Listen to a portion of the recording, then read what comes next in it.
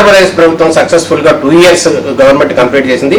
ఈ నేపథ్యంలో ఆంధ్రప్రదేశ్ ప్రభుత్వం ఏ విధంగా ముందుకెళ్తుంది అనే అంశానికి సంబంధించి రాష్ట్ర మంత్రి కొల్లు రవీంద్ర గారు ఉన్నారు. నమస్కారం సార్. నమస్కారం సార్, మీరు మొత్తానికి 2 years రాష్ట్ర మంత్రిగా కూడా పరిపాలన బాధ్యతలు నిర్వహించారు. ఈ నేపథ్యంలో రాష్ట్ర పరిపాలన ఎలా ఉంది, మీరు ఎటువంటి సవాళ్ళు ఎదుర్కొన్నారు? రాష్ట్ర ప్రజలందరూ కూడా మరొకసారి శుభాకాంక్షలు తెలియజేస్తాను.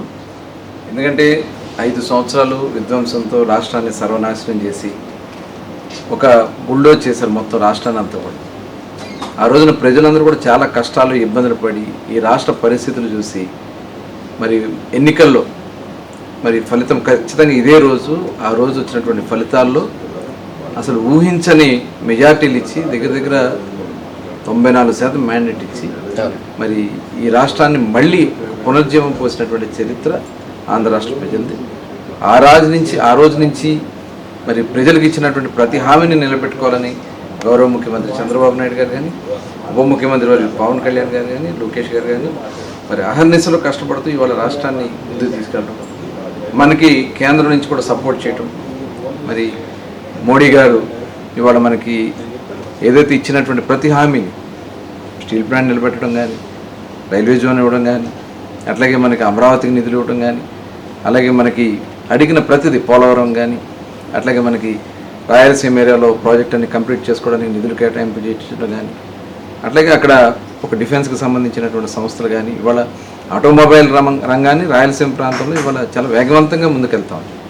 రాష్ట్రంలో ఉన్నటువంటి అన్ని ప్రాంతాల్లో కూడా ఇవాళ ప్రజలు సంతోషంగా ఉన్నారు. అదే కాకుండా సంక్షేమ కార్యక్రమాలు, ముఖ్యంగా పెన్షన్లు దగ్గర 64 లక్షల మందికి పెన్షన్లు మరి ప్రభుత్వం వచ్చిన వెంటనే వాళ్ళకి 1000 రూపాయలు పెంచి అదనంగా ఏప్రిల్, మే, జూన్ కూడా కలిపి జూలై 1న మనం 4000 రూపాయలు చొప్పున, 10,000 రూపాయలు చొప్పున, వికలాంగులకి 6,000 రూపాయలు చొప్పున, అలాగే 15,000 రూపాయలు పూర్తిగా బెడ్ రిడన్ అయితే ఇవాళ దగ్గర 65,000 కోట్ల రూపాయలు ఒక పెన్షన్లకు ఖర్చు పెట్టాం. అన్నదాత సుఖీభవ, తల్లికి వందనం 10,000 కోట్ల రూపాయలు ఇవాళ ఇస్తూ ఉన్నాం.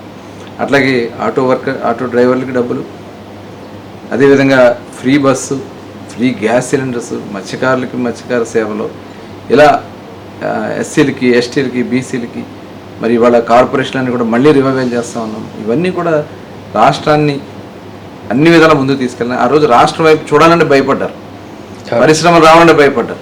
ఇవాళ దగ్గర 25 లక్షల కోట్ల రూపాయలు పెట్టుబడులు తీసుకొచ్చి భారతదేశంలోనే అత్యధిక మరి 25% ఇన్వెస్ట్మెంట్ ఒక ఆంధ్ర రాష్ట్రాన్ని తీసుకురావచ్చినటువంటి ఘనత. అంటే రాష్ట్రం నుంచి పారిపోయినటువంటి సంస్థలన్నీ కూడా మళ్ళీ మన రాష్ట్రాన్ని తీసుకురాగలటువంటి అది సామాన్య విషయం కాదు. మరి ఇవాళ ఇన్ని కష్టాలు ఒక పక్క చూస్తే మనకు వచ్చే ఆదాయం జీతాలకే సరిపోవట్లేదు. కానీ ముఖ్యమంత్రి గారి యొక్క పరిపాలన దక్షతతో ఇవాళ ఇవన్నీ కూడా సాధించుకుంటూ వస్తున్నాం. సంక్షేమ కార్యక్రమాలు అందిస్తున్నాం. అట్లాగే మనకి అభివృద్ధి కార్యక్రమాలు కూడా ఇవాళ వెళ్తున్నాయి. 20 లక్షల మందికి ఎంప్లాయ్మెంట్ క్రియేట్ చేసే కార్యక్రమం చేయటం, అట్లాగే ప్రభుత్వ ఉద్యోగాల్లో కూడా డిఎస్సి కానీ, అలాగే గ్రూప్ పోస్టులు కానీ ఇవన్నీ కూడా చేసుకుంటూ ముందుకెళ్తూ ఇవాళ రాష్ట్రాన్ని సమగ్రంగా అభివృద్ధి చేసుకుంటూ ముందుకెళ్తున్నాం.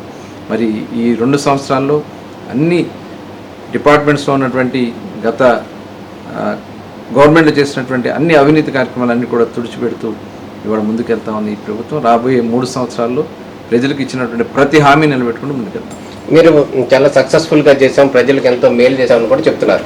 అయితే ఇప్పుడు ఉన్నటువంటి వైసీపీ పార్టీ అయితే కూడా వెన్నుపోటు 2 సంవత్సరాలు అయ్యింది. ఈ సందర్భం కూడా నిరసన కార్యక్రమాలు నిర్వహిస్తున్నాం అంటూ కూడా వాళ్ళు ప్రజల్లోకి వెళ్తున్న పరిస్థితి కనపడుతుంది. దీన్ని ఎట్లా 151 మంది ఎమ్మెల్యేలు ఇస్తే ఆ రోజున ఏం చెప్పాడు ఆయన? ప్రభుత్వం మద్యపాన నిషేధం చేస్తాము, వచ్చిన వెంటనే చేస్తాను, లేకపోతే ఎన్నికల్లో పోటీ చేయను అన్నాడు. అది వెన్నుపోటు కదా. అట్లాగే మెగా ఎప్పటికప్పుడు డిఎస్సి ఎవ్రీ ఇయర్ కండక్ట్ చేస్తాడు, ఎవ్రీ ఇయర్ జాబ్ క్యాలెండర్ తెస్తాడు. యువతని మరి వెన్నుపోటు పొడచడం కాదా? అదే రకంగా మరి ఉద్యోగస్తులకి నేను వస్తే సిపిఎస్ రద్దు చేస్తానండి, అదెంత పని అన్న వారం రోజుల్లో చేస్తాను. ఏమైంది? అది వెన్నుపోటు కాదా? ఉద్యోగస్తులు వెన్నుపోటు కాదా? రైతాంగానికి మరి ఏ రకంగా నువ్వు రైతులకు పడినటువంటి కష్టాన్ని కనీసం పట్టించుకోవాలి. చివరికి భూములు లాగేసుకోవాలని ప్రయత్నం చేస్తావు, భూ హక్కు చట్టం తీసుకొచ్చావు. మరి అది వెన్నుపోటు కాదా? సొంత చెల్లికి సొంత బాబాయినే గొడ్డలతో వేసేసాడు. సొంత చెల్లికి ఆస్తిలో మరి ఆ అమ్మాయిని బయ్యారికి ఇచ్చాడు, తల్లిని ఇంట్లోంచి తరిమేశాడు.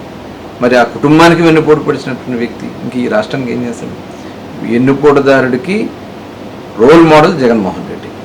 ఒక గొడ్డల పార్టీ జగన్మోహన్ రెడ్డి పార్టీ.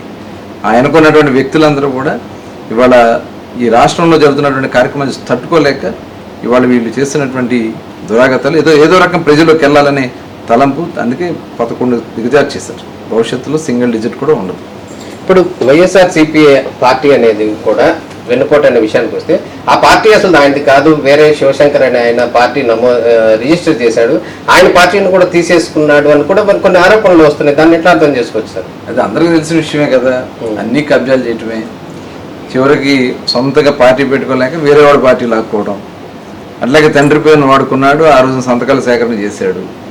మరి ఆ రోజు అందరూ చూసాం, శవం పక్కన పెట్టుకుని సంతకాల సేకరణ చేసినటువంటి వ్యక్తి సొంత తండ్రి రాజశేఖర రెడ్డి గారే ఈ వ్యక్తి రాష్ట్రంలో ఉండకూడదని చెప్పి మరి రోసే గారే ఆ విషయం చెప్పారు, విజయమ్మ గారే స్వయంగా చెప్పారని చెప్పి. అంటే అంత క్రిమినల్ మైండ్ ఉన్నటువంటి వ్యక్తి జగన్మోహన్ రెడ్డి. అతను క్రిమినల్ నైజంతోనే ఇవాళ వ్యవహరిస్తూ ఉన్నాడు. ఇవాళ చూస్తే డిఎస్సి గురించి అతను మాట్లాడుతూ ఉన్నాడు. ఇవాళ ఎంతో పారదర్శకంగా ప్రజలకు ఇచ్చినటువంటి హామీ ప్రకారం మొదటి సంతకం చంద్రబాబు నాయుడు గారు పెట్టారు మెగా డిఎస్సి మీద. దాన్ని అమలు చేసి ఇవాళ 16,300 మందికి ఉద్యోగాలు ఇచ్చి వాళ్ళు ఈరోజు మరి సంవత్సర కాలంగా వాళ్ళు ఉద్యోగాలు చేసుకుంటూ ఉంటే ఇవాళ వాళ్ళని రోడ్డుకి ఇచ్చే కార్యక్రమానికి ప్రయత్నం చేస్తూ ఉన్నారు. ఇది చాలా దురదృష్టకరం. ఇవాళ ఏదైతే కేంద్ర ప్రభుత్వం ఇచ్చినటువంటి ఏదైతే రంగాల్లో క్రీడా రంగాల్లో వాళ్ళు ఉన్నటువంటి ఏ ఉన్నాయో దాని ప్రకారం ఇస్తారు, దాన్ని కూడా తీసుకొచ్చి ప్యాకెటాలు ఇచ్చారని చెప్పి ఏంటి దుష్ప్రచారం? ఏదో నోరుంది కదా అని చెప్పి ఏది పడితే అది మాట్లాడటం. నీకు అలాంటిది జరిగినాయి అనుకుంటే రా, నువ్వు ఆ రోజు ఏం చేసావు, లేదు ఈ రోజుకైనా మేము ఛాలెంజ్ చేస్తున్నాం, నిరూపించు. అంతేగాని ఈ రకంగా ప్రజల్లో భయాందోళన సృష్టించాలని, వాళ్ళు నిజంగా అమాయకులు, వాళ్ళందరూ కష్టపడ్డారు, చదువుకున్నారు, వాళ్ళు ఎగ్జామ్స్ రాసుకుని మెరిట్లో వచ్చినటువంటి వాళ్ళు. ఎక్కడా మేము తప్పు చేయలేదు, అంత మెరిట్లో చేసాం. ఇవాళ ఏ పోస్ట్ కూడా ఇవాళ ఈవెన్ మనం ఏదైతే అవుట్సోర్సింగ్లో తీసుకున్న పోస్ట్ కూడా మెరిట్ ప్రకారమే చేస్తాము. ఇంత పారదర్శకంగా చేస్తామంటే మీరు లేనిపోయిన అపోహ సృష్టించాలని ప్రయత్నం చేస్తున్నటువంటి ఒక క్రిమినల్ మైండ్ జగన్మోహన్ రెడ్డి. ఇప్పుడు మీకు మచిలీపట్నానికి రాజకీయ ప్రత్యర్థిగా ఉన్నటువంటి పేరు నాని చాలా ఆరోపణలు చేస్తున్నాడు. ఈ మధ్య కనుక అటు రాష్ట్ర ముఖ్యమంత్రి చంద్రబాబు నాయుడు కావచ్చు, ప్రత్యేకంగా నియోజకవర్గ ఎమ్మెల్యేగా ఉన్నట్టు మీ మీద కావచ్చు, మొన్న ఇల్లు కూల్చినటువంటి అంశం కావచ్చు, లేకపోతే ఇతర అంశాలు కావచ్చు, వీటన్నింటిలో జనసేన వాళ్ళకి మీరే వాంటెడ్గా చేశారు అంటూ కూడా కొన్ని రకాల ఆరోపణలు చేస్తున్నారు. ఏదన్నా కానీ ప్రత్యేకంగా అయితే ముందు కొండవేంద్ర గారి పేరు చెప్తున్నారు. అంటే వాళ్ళకి ప్రజలే బుద్ధి చెప్పారు. ఇవాళ పోటీ చేసే దమ్ము లేక పారిపోయాడు, కొడుకుని పెట్టి ఏదో చేయాలని చూశాడు, ప్రజలే తిరస్కరించారు వాళ్ళని. ఇవాళ మేము చేస్తున్నటువంటి కార్యక్రమాలు చూసి తట్టుకోలేక ఇవాళ అతను ఏదో బురద జల్లాలని ప్రయత్నం చేస్తున్నాడు. నీకు దమ్ము ధైర్యం ఉంటే దాన్ని నిరూపించు ఏదన్నా. ఇవాళ ఇల్లు గురించి మాట్లాడుతూ ఉన్నాడు, ప్లాన్ లేకుండా ఇల్లు కడతారా? కానీ ఒక డిస్ప్యూట్ ఉన్నటువంటి ల్యాండ్లో అక్కడ ఇద్దరి మధ్యన తగదా ఉన్నప్పుడు వాళ్ళు వీళ్ళు కూర్చొని సెటిల్ చేయాల్సింది పోయి ఇవాళ ఇలాంటివి చాలా చేశాడు. పేరు నానినే అమాయకుల్ని ఇళ్ల స్థలాల పేరుతో దోపిడీ చేశాడు. గతంలో 2008లో కరగ్రహంలో ఇళ్ల స్థలాలు ఇస్తానని చెప్పి వాళ్ళందరూ అమాయకులు రోడ్లు ఇళ్లలో పని చేసుకున్నారు, పాచి పని చేసుకునే వాళ్ళు అప్పులు చేస్తే వాళ్ళు ఆత్మహత్యలు చేసుకున్నారు. ఇతను నమ్మి అక్కడ ఇల్లు కడితే వాడు కోట్లు వేసారు సైట్ ఓనర్. అట్లాగే ఇప్పుడు మరి రోడ్ల మీద ఉన్నటువంటి అమాయకుల మీద ఆ రోజున 130 అడుగులు పెట్టి రోడ్డు పెట్టేసి అవసరం లేకపోయినా బిల్డింగ్లు పగలగొట్టించాడు. మరి అటువంటి వ్యక్తి పేరు నాని. ఇవాళ ఆ స్థలంలో ఉన్నటువంటి డిస్ప్యూట్ని కేవలం మీరు అది ఆల్రెడీ 64 మందితో చేయించారు, వైసీపీ నాయకులే చేశారు అది రిజిస్ట్రేషన్. వాళ్ళకి ప్లాన్ నువ్వు ఎలా ఇప్పించావు అంటే అవినీతి కార్యక్రమాలు చేసి దోపిడీలు చేసి ఇవాళ వచ్చి పతిత కౌరులు చెప్తా ఉన్నారు. ఇవాళ ఎవరు కూడా నమ్మరు. పేరు నాని ఒక దుర్మార్గమైనటువంటి ఆలోచన ఉన్నటువంటి వ్యక్తి. ఇవాళ అతను విశ్వసించడానికి ఏమాత్రం కూడా అవకాశం లేదు. రాష్ట్రాల్లో ఆనాడు మంత్రిగా పనిచేశారు, జిల్లాలో ఏం చేశారు చెప్పండి, జిల్లాకి ఏం తీసుకొచ్చారు చెప్పమనండి. జగన్మోహన్ రెడ్డి భజన తప్ప వాళ్ళు చేసింది ఏమీ లేదు. ఖచ్చితంగా భవిష్యత్తులో వాళ్ళకి అక్కడ ఎటువంటి అవకాశాలు ఉంటాయి. అదే అంటారు సార్, ఇప్పుడు టీడీపీ నాయకులు మచిలీపట్నం వాళ్ళు ఏమంటున్నారంటే ఏ విధమైనటువంటి నేరం చేయనటువంటి కొండవేంద్ర గారిని రాజమండ్రి సెంట్రల్ జైల్లో వేశారు. సో అదే పర్సన్ కానీ ఆయనకి సంబంధించి ఆయన కుటుంబానికి సంబంధించి అనేక ఆరోపణలు వచ్చినాయి, అనేక భూ కబ్జాలు వచ్చినాయి, చాలా వచ్చినాయి. కానీ కొండ రవీంద్ర గారు చాలా సాఫ్ట్, ఏం పని చేయట్లేదు. అదే ఈ విషయంలో ఏదండి మీ మీద దాడులు చేసినటువంటి అంశంలో వాళ్ళు మీరు ఎటువంటి చేయట్లేదని మీ కార్యకర్తలు కూడా కొంతమంది అంటున్నారు కదా సార్. ఈ కొన్ని శాపాలు ఉంటాయి, అది తగులుతాయి, టైం రావాల. కర్ణుడు శాపాలు ఉన్నట్లుగా ఆ టైం వచ్చినప్పుడు అన్నీ జరుగుతాయి. వేసి చూస్తాయి. మేము ధర్మంగా పోతా ఉన్నాం. ధర్మం రక్షిత ఖచ్చితంగా దాంట్లో అనుమానం లేదు. ఆ ధర్మం ఖచ్చితంగా అతని పాపాలు నిండినప్పుడు ఖచ్చితంగా చర్యలు ఉంటాయి. ఆ చర్యలతో ఇక అతని జీవితంలో మళ్ళీ కుక్క తిప్పుకునే చర్యలు ఉంటాయి. అలాంటి చర్యలే జరుగుతాయి. ఎందుకంటే నేను ఏదో వాంటెడ్గా కక్షగా చేసేది కాదు. వాళ్ళు చేసినటువంటి ప్రతి తప్పు వాళ్ళని వెంటాడొద్దని ఈ సందర్భంగా చెప్తాను. అయితే ఇంకొక మాట సార్, లేటెస్ట్ గా కూడా డిప్యూటీ సీఎంగా ఉన్నట్టు పవన్ కళ్యాణ్ గారు కూడా హైదరాబాద్ లో వెళ్ళిన సందర్భంలో అనేక రకాల ఆరోపణలు వచ్చినాయి. ఏంటంటే 2 సంవత్సరాల గవర్నమెంట్ మనం సక్సెస్ గా నడిపాము, అయితే రాజధానిగా ఉన్నటువంటి అమరావతిలో నీళ్లు పడుతున్నాయి, ఆ నీళ్లు సరి చేసుకోండి ముందు అంటూ కూడా కొన్ని వల్గర్గా కామెంట్స్ వస్తున్నాయి. దీన్ని ఎట్లా అర్థం చేసుకోవచ్చు సార్? అంటే మనం ఇంకా రాజధాని కట్టుకోలేని పరిస్థితిలో అందరం తెలుగు వాళ్ళం, అందరం కూడా సమన్వయంగా ఒక రాష్ట్రాన్ని ఒకళ్ళు అభివృద్ధి చేసుకునే విధంగా ప్రయత్నం చేసుకుందాం, ఒకరికొకరు తోడుగా వెళ్దాం. అమరావతి ఇది ప్రజల రాజధాని, ప్రపంచానికి ఒక ఆదర్శం కాబోతోంది. ఇక్కడ జరుగుతున్నటువంటి నిర్మాణాలు నిజంగా మరి ప్రపంచంలోనే ఒక అద్భుతమైనటువంటి నిర్మాణాలు జరగబోతూ ఉన్నాయి. ఈ ప్రాంతానికి మీరు భవిష్యత్తులో మనం చూస్తాం, ఎక్కడా లేనటువంటి ఫుట్ఫాల్ రేపు ఇక్కడ రాబోతా ఉంది. ఇక్కడ జరుగుతున్నటువంటి నిర్మాణాలు కానీ, ఇక్కడ ఉన్నటువంటి బ్యూటిఫికేషన్ కానీ రేపు అసూయపడే రోజులు అతి దగ్గరలోనే ఉన్నాయి. వేచి చూడండి. అమరావతి రేపు ప్రపంచంలోనే ఒక బెస్ట్ ప్లేస్గా నిలబడిపోతాం. నారా లోకేష్ గారు, మీరు గతం నుంచి కూడా మీరు ఆయనతో చాలా సన్నిహితంగా గతం నుంచి కూడా తిరిగారు. గడిచిన 2 సంవత్సరాల్లో ఆయన పరిపాలన ఎట్లా ఉంది సార్? ఓవరాల్ గా ఆయన సక్సెస్ అయ్యాడని అంటున్నారు, దాన్ని ఎట్లా అర్థం చేసుకోవాలి? ఆయన ఇప్పుడే కాదు, గతంలో కూడా ఆయన 2017 నుంచి 14-19లో ఉన్నటువంటి గవర్నమెంట్లో 17 నుంచి ఆయన మంత్రిగా పనిచేశారు. అదే చాలా అద్భుతంగా పనిచేస్తారు. ఎందుకంటే మేము ఆ రోజు చూసాం, పంచాయతీరాజ్ మినిస్టర్గా అలాగే ఐటీ మినిస్టర్గా వారు చేసినటువంటి చొరవ, గ్రామాల్లో సీసీ రోడ్లు కానీ, మంచినీళ్ళ సదుపాయాలు కల్పించే దాంట్లో కానీ, వాటర్ ట్యాంక్ క్లీనింగ్ కానీ, ఎన్నో సంవత్సరాలుగా క్లీన్ చేయనటువంటి ట్యాంకులని క్లీన్ చేసి, అలాగే డ్రైనేజీల విషయంలో కానీ ఆయన చేసినటువంటి చొరవ అద్భుతం. అట్లాగే ఐటీ శాఖ మంత్రిగా ఆ రోజున అనేక సంస్థలను తీసుకొచ్చి చేసినటువంటి కార్యక్రమం కూడా అద్భుతంగా చేశారు. కానీ ఆయన్ని చాలా అపహాస్యం చేశారు. నిజంగా ఇంకొక మనిషి అయితే తట్టుకోలేడు, అంత భయంకరంగా ఆయన మీద ట్రోల్ చేశారు, కామెంట్స్ చేశారు, చాలా బాధ కలిగించారు. అయినా సరే మరి ఆయన ఒక నిప్పులాగా అపోజిషన్లో ఆయన మార్చుకోవడమే కాకుండా ఆయన ఇవాళ ఒక అద్భుతం, భారతదేశంలోనే ఒక అద్భుత నాయకుడిగా ఎదగబోతా ఉన్నాడు. వారు చేసినటువంటి స్ఫూర్తి, ఇవాళ ఆంధ్ర రాష్ట్రంలో వచ్చినటువంటి పెట్టుబడుల్లో ఆయన పాత్ర కీలకం. ఇవాళ వచ్చినటువంటి సంస్థలు గూగుల్ కానీ, అలాగే ఆర్సెలర్ మెటల్ కానీ, ఇవాళ వచ్చినటువంటి బుల్లెట్ కానీ, ఇవాళ వస్తున్నటువంటి కేంద్రం ఇచ్చినటువంటి ఏదైతే మన డిఫెన్స్కి సంబంధించినటువంటి రాకెట్స్ కానీ, ఇవన్నీ కూడా ఆయన చేసినటువంటి అద్భుతమైనటువంటి ప్రయత్నాలు, ఆ ఇన్వెస్ట్మెంట్లు అనేది మన రాష్ట్రానికి రావడం, అలాగే ఇవాళ తెలుగువారి గౌరవాన్ని కూడా తీసుకొచ్చారు ఆయన చేసినటువంటి చొరవ చూపు. దీనివల్ల ఇవాళ ప్రధానమంత్రి గారు కూడా ఆయన పనితనాన్ని ఇవాళ చూసి ఆయన మెచ్చుకుంటా ఉన్నారు. నిజంగా భారతదేశంలో 25% పెట్టుబడి తీసుకురావడం మామూలు విషయం కాదు.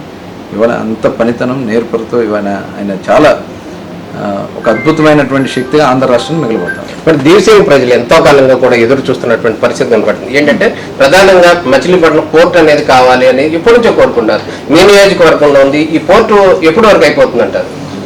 ఇవాళ కృష్ణా జిల్లా ఒక అద్భుతమైనటువంటి అవకాశాలు వచ్చినాయి. ఇవాళ మచిలీపట్నం పోర్టు కానీ, అలాగే ఈ పోర్టు ద్వారా మనకి రైల్వే లైన్ కానీ, మచిలీపట్నం టు రేపల్లి రైలు మార్గం వల్ల కానీ, అట్లాగే హైవేస్ ఇవాళ మనం 216 ఏదైతే ఉందో అది కూడా 4 లైన్ కాబోతా ఉంది. అలాగే మచిలీపట్నం టు విజయవాడ 6 లైన్ కాబోతా ఉంది. భవిష్యత్తులో ఇవాళ తెలంగాణ ముఖ్యమంత్రి గారు కూడా అడుగుతున్నారు, 12 లైన్ అడుగుతూ ఉన్నారు. ఇవన్నీ కూడా రాబోయే కాలంలో పోర్ట్ బేస్డ్ ఇండస్ట్రీస్ రాబోతూ ఉన్నాయి. అలాగే అగ్రి బేస్డ్ కూడా ఇవాళ, ఎందుకంటే మనకు ఉన్నటువంటి ఇక్కడ అగ్రి కానీ, ఆక్వా కానీ, ఇవాళ ఈ రంగాల్లో చాలా విశేషమైనటువంటి అభివృద్ధి జరగబోతోంది. ఎందుకంటే పోర్టు వల్ల ఇంపోర్ట్స్ ఎక్స్పోర్ట్స్ వల్ల కానీ ఏదైనా కానీ ఈ ప్రాంతంలో, అలాగే జగ్గేపేటలో ఉన్నటువంటి సిమెంట్ ఇండస్ట్రీస్ కానీ, ఫుడ్ ప్రాసెసింగ్ ప్లాంట్స్ కానీ, ఇవన్నీ కూడా ఇంటిగ్రేట్ చేయడానికి ఒక ప్లానింగ్ కూడా చేసుకుంటున్నాం. డెఫినెట్గా కృష్ణా జిల్లాలో ఒక ఊహించిన అనూహ్యమైనటువంటి అభివృద్ధి జరగబోతుంది. తెనాలి మచిలీపట్నం ట్రైన్ కూడా అంటున్నారు సార్, అది ఎంతవరకు నిజం సార్? అది కూడా ప్రపోజల్ రేపల్లి డిపిఆర్ రెడీ అయింది, డిపిఆర్ ఫైనల్ అవుతుంది. అయిన వెంటనే టెండర్ పిలుస్తారు. Machilipatnam railway line from Machilipatnam నుంచి అవినిగడ్డ మీదుగా రేపల్లి. ఓవరాల్ గా రాష్ట్ర ప్రజలకు ఏం చెప్తారు సార్? అంటే కొన్ని లేటెస్ట్ ఏమవుతుందంటే రాజధాని రైతులు ఎవరో జగన్ దగ్గరికి వెళ్ళి కలిశారు, ప్రభుత్వం మీద వ్యతిరేకత కలిశారు అని ఏదో చెప్తున్నారు. అట్లా దీన్ని ఎట్లా అర్థం చేసుకోవచ్చు? జగన్ ఆడేవన్నీ జగన్ నాటకాలే. ఆ నాటకాలన్నీ కూడా ఒకసారి మనందరం గమనించాలి. ఆ నాటకాలు నమ్మితే మనం జగన్నాథ రథచక్రాల కిందే నలిగిపోతాం ఈ రాష్ట్రం. దయచేసి ప్రజలందరినీ మీరు ఏ రకంగా అయితే ఆలోచించి ఈ ప్రభుత్వాన్ని నిలబెట్టారో అదే ఆలోచనతో ఈ ప్రభుత్వం ముందుకు నడుస్తుంది. అదే రకంగా ఈ రాష్ట్రం ప్రపంచానికి ఒక మహా మేటి రాష్ట్రంగా నిలబడుతుంది. Okay, thank you sir. ఇది రాష్ట్ర మంత్రివర్యులు కొల్లు రవీంద్ర గారు చెప్తున్నారు. ఆంధ్రప్రదేశ్ సంక్షేమ రంగంలో ఆంధ్రప్రదేశ్ ముఖ్యమంత్రిగా ఉన్నటువంటి నారా చంద్రబాబు నాయుడు, డిప్యూటీ సీఎంగా ఉన్నటువంటి పవన్ కళ్యాణ్, నారా లోకేష్ గారు, వీరి నేతృత్వంలో కూడా ఆంధ్రప్రదేశ్ ప్రభుత్వం దిగ్విజయంగా సక్సెస్ఫుల్ గా ముందుకు వెళ్తుందని కూడా చెప్తున్నారు. అదేవిధంగా రాష్ట్ర ప్రజలందరూ కూడా సంక్షేమ ప్రభుత్వాన్ని ఆదరించాలని చెప్పి రాష్ట్ర మంత్రివర్యులు కొల్లు రవీంద్ర గారు కోరుతున్నారు. Thank you sir.